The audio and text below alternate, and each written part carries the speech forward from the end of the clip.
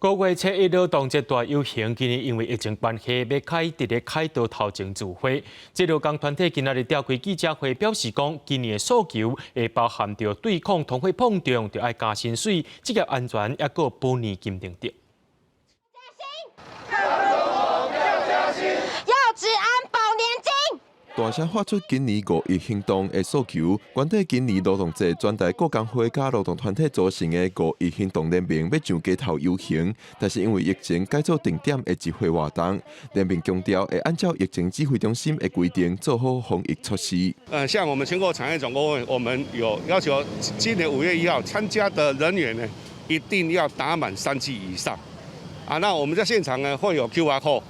实名制，今年疫情不一样比较严峻所以我们只是要求各工会来出动1个至2个人。今年的诉求伫薪资的部分，要求各行业拢应该加薪加到劳工有感觉，而且中央爱甲基本工资提悬到28000，来对抗物价大起。莫呼吁立法最低工资法，加做定期调整最低工资的法源。台湾的经济成长率110年的时候达到了6.28%，创下11年来的